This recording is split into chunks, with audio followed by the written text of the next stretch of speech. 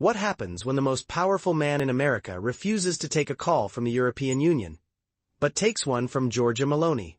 This week, the Italian Prime Minister walks into the Oval Office with no official EU mandate, no guaranteed outcome, and possibly the highest stakes mission of her political career. Stay with me. You're listening to Hosted by AI, the podcast where global affairs meet sharp analysis and a touch of tech. I'm your host, and today we dive into a moment that could reshape Europe's relationship with the United States. Let's start with the facts. On April 17th, Giorgia Meloni, Italy's Prime Minister, landed in Washington for a meeting with President Donald Trump. At first glance, it might look like just another bilateral visit. But it's much more than that. Trump, since returning to the White House, has reignited tensions with the European Union, most recently by declaring a series of tariffs, sparking what some are already calling a trade war. The EU Commission, headed by Ursula von der Leyen, has been trying to reach out. But Trump won't take her calls. Literally. And yet, he welcomed Giorgia Meloni into the Oval Office. She is, as the Washington Post put it, the European who whispers in Trump's ear. The only EU leader invited to his second inauguration. Someone he's described as a wonderful woman. They align on issues like immigration, skepticism toward international judges, and strong nationalist rhetoric. Which raises the question, what exactly is Giorgia Meloni trying to achieve?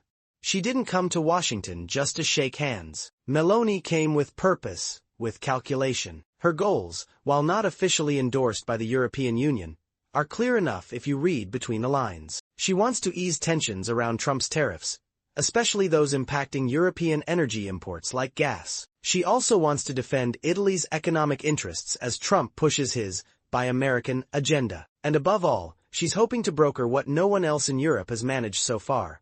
A conversation, even a symbolic one, between Trump and von der Leyen. That's no small task, considering Trump won't even speak to her on the phone. What's fascinating is that Meloni is navigating all of this without any formal negotiation authority from the EU. She's improvising a new kind of diplomacy. More personal, more ideological, and much riskier. She's stepping into a space between official channels and soft influence, trying to act as a go-between in a moment of high political friction. But how can she realistically pull this off? Meloni may not be carrying a diplomatic mandate, but she is carrying influence. The kind of influence that can't be written into treaties but carries weight behind closed doors. Trump sees her not as a bureaucrat from Brussels, but as a kindred political spirit. That makes her uniquely positioned to open doors. Not necessarily to finalize any deals, but to soften the ground, to shift perceptions, and maybe even to unlock dialogue between two sides growing dangerously distant. Still, even if she can get Trump to talk, the question remains, what can Europe really offer him?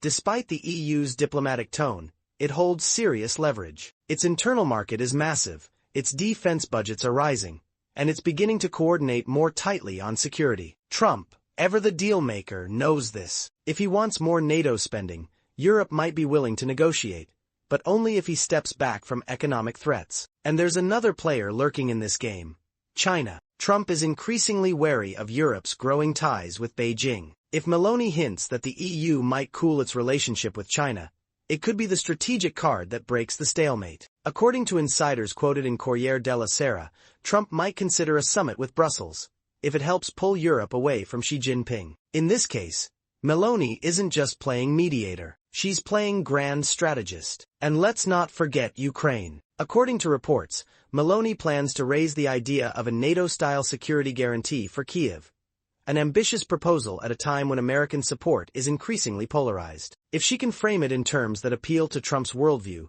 strength, deterrence, bilateral control, it might gain traction, or at least plant a seed. But nothing comes without risk. Meloni's entire gamble hinges on her perceived closeness to Trump. If she returns to Italy empty-handed, that aura could vanish overnight. Worse, if she secures benefits only for Italy, she could fracture EU solidarity at the very moment Brussels needs unity to respond to Washington. And make no mistake, this isn't just about one meeting. This is about the long game. About who gets to shape transatlantic relations in a new world order that's looking less cooperative and more transactional by the day. So what we're really watching here is a test, not just of Giorgia Meloni's political instincts, but of her ability to walk a diplomatic tightrope with no net. Can she walk out of that room with Trump's respect, Europe's support, and something tangible to show her voters? That's the mission, that's the bet, and we'll be watching. Thanks for listening to Hosted by AI. If you found today's episode insightful, share it with someone curious about international politics. Leave a review, subscribe wherever you get your podcasts, and follow us for more global decoding. Until next time, I'm your host, signing off. Audio Jungle.